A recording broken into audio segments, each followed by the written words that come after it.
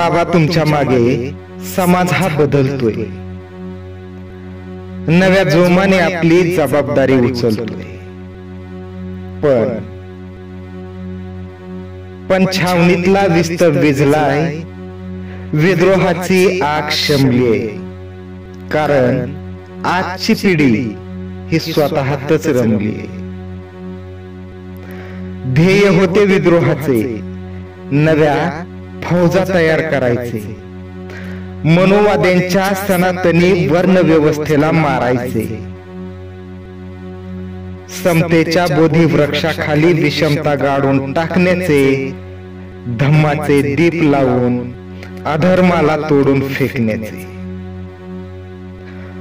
अन्याय अत्याचार कोठेही हो, पेटून उठायचे होते. अत्याचार करणाऱ्यांचे हात कायद्याने छाटायचे होते. आज समतेचे शूर शिपाई कुठं लपले आहेत? आज समतेचे शूर शिपाई कुठं लपले आहेत?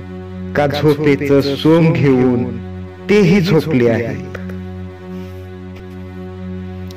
एक वेळ ज्यांनी राजसत्ता हलवली होती आणि इथल्या माळरानावर निळी बाग फुलवली होती, आपसातल्या संघर्षात ते वादळ विरून गेले. साबणाच्या फेसासारखे हवेत जिरून गेले. पांढरपेशा नवशिक्षितांचा वर्गही वाढलाय. अनेक नेते, अनेक पक्ष पायंडा यांनी पाडलाय. रोज नव नेतृत्व उदयाला येत आहे.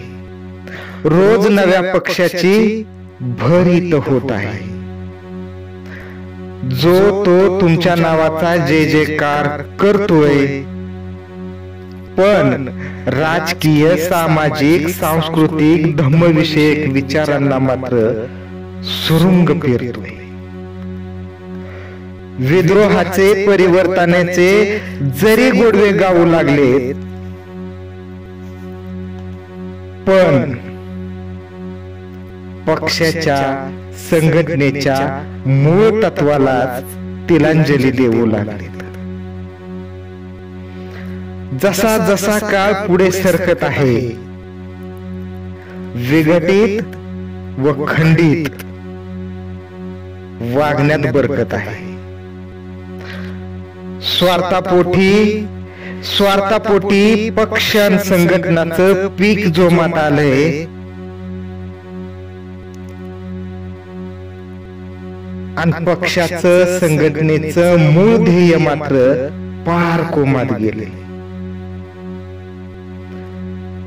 जो तो आपल्याच बांधाने आपले घोडे ताणत आहे. जो तो आपल्याच बांधाने आपले घोडे ताणत आहे आणि समाजाच्या विघटनातच धन्यता मानत आहे. बाबा यांनी फक्त तुमचा पेहराव घेतला, तुमचे विचार घेतले नाहीत.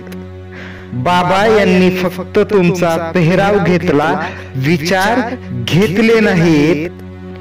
फक्त तुमची नक्कल केली, आचार घेतले नाहीत.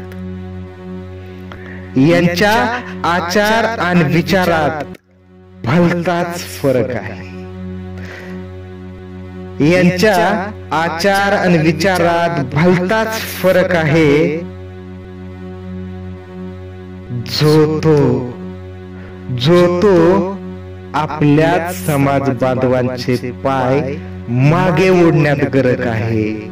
जो तो आपल्याच समाज बांधवांचे पाय मागे ओढण्यात गरज आहे. सर्वांना क्रांतिकारी जय भीम.